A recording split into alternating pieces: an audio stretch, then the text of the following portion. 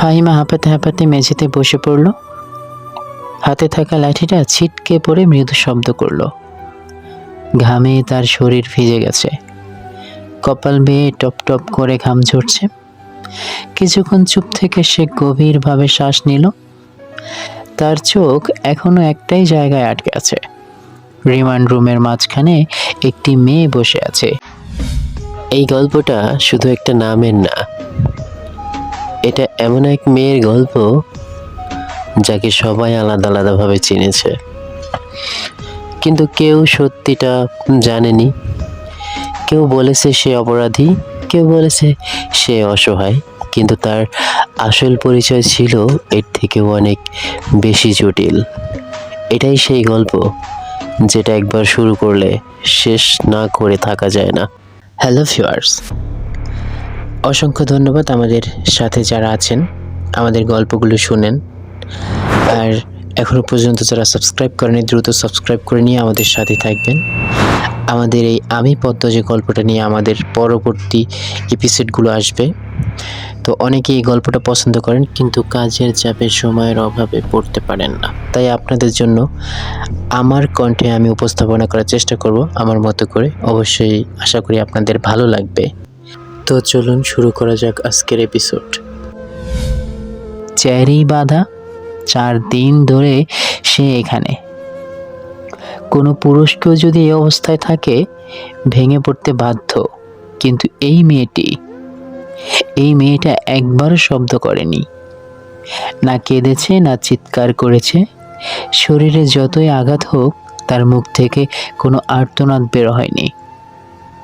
ফাহিমার মনে হলো এটা যেন এক মানুষ না, পাথর। যে পাথরকে আঘাত করা যায় কিন্তু ভাঙানো যায় না। ঠিক তখনই ঘরে প্রবেশ করলো ইন্সপেক্টর তুষার। তাকে দেখে ফাহিমা কাঁপা কাঁপা গলায় বলল, স্যার, আর সম্ভব না, কোনোভাবেই কথা বলছে না। তুষার কিছু না বলে কয়েক সেকেন্ড মেয়েটির দিক তাকিয়ে রইল। তার চোখে অভিজ্ঞতার ভার। তারপরও শান্ত কিন্তু ধীর কণ্ঠে বলল, আপনি বাইরে যান। ফাহিমা ধীরে ধীরে বাইরে চলে গেল। তুষার চেয়ার টেনে মেয়েটির সামনে বসলো। কিছুক্ষণ নীরবতা। তারপর হালকা গলায় বলল, আজ আমাদের প্রথম দেখা, তাই না? মেয়েটি কোনো উত্তর দিল না, চোখও তুলল না। তুষার আবার বলল, তোমার মা বাবার কথা মনে পড়ে?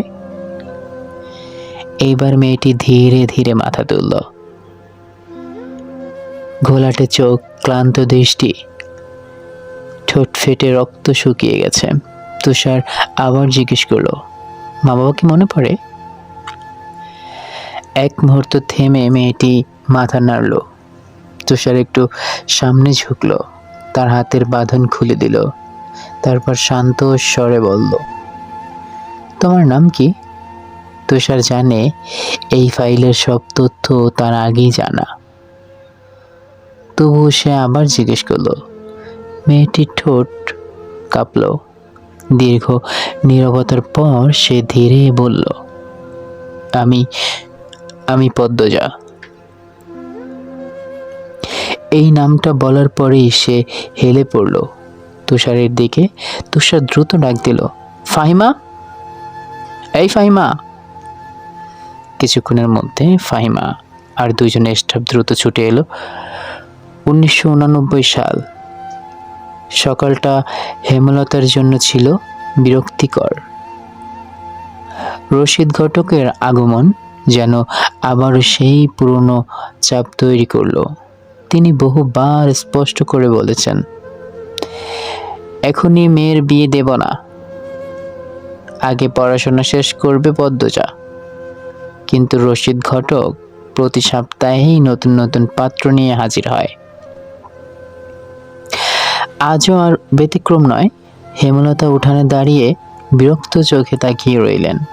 রশিদ গলা খাকানি দিয়ে বলল, এইবার যে পাত্র আনছি একেবারে খাঁটি হীরা।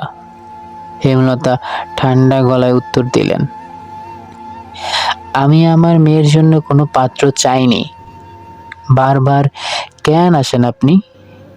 রশিদ কিছুটা হেসে বলল, মেয়ে বড় হইছে মা, এই বয়সে ঘরে রাখা ভালো না। হেমলতার চোখে রাগ জমে উঠল। তিনি কঠিন স্বরে বললেন, ও আমার মেয়ে, সিদ্ধান্ত আমি নিব। রশিদ থমকে গেল। কিছুক্ষণ চুপ থেকে উঠান থেকে বেরিয়ে গেল। তার মুখে পরাজয়ের ছাপ। রাস্তার দিকে হাঁটতে হাঁটতে সে বিড়বিড় করতে করতে পড়ল, গ্রামে কি আর মাইয়া নাই? একটারে সবাই চায় কেন? সব কি চাইলেই পাওয়া যায় নাকি? হ্যালো ভিউয়ার্স, আজকের পর্ব এই পর্যন্তই। এর পরের পর্বর জন্য অপেক্ষা করুন আর সবাই সাবস্ক্রাইব করে পাশেই থাকবেন। আশা করছি পরের পার্ট খুব শীঘ্রই আসবে। যারা যারা এই গল্পটাকে পছন্দ করেন, শুনতে পছন্দ করেন, তারা অবশ্যই লাইক কমেন্ট শেয়ার করে পাশে থাকবেন আর দ্রুত সাবস্ক্রাইব করে দেন এখনো পর্যন্ত যারা সাবস্ক্রাইব করেন নাই। সো অবশ্যই নেক্সট গল্পের জন্য ওয়েট করবেন, নেক্সট পর্বের জন্য। আমরা খুব শীঘ্র নিয়ে আসব আমাদের খুব সমালোচিত এই আমি পদ্মজা, আমাদের ইলমা বেহরজাপুর লিখিত এত সুন্দর একটা উপন্যাস আমরা আপনাদের সামনে এটা তুলে ধরার চেষ্টা করবো আমার কণ্ঠে। ভুলভ্রান্তি হলে ক্ষমাশূন্য দৃষ্টিতে দেখবেন আর সবাই বিনোদন হিসেবেই নেবেন। আশা করছি ভালো লাগবে সবার কাছে। ধন্যবাদ।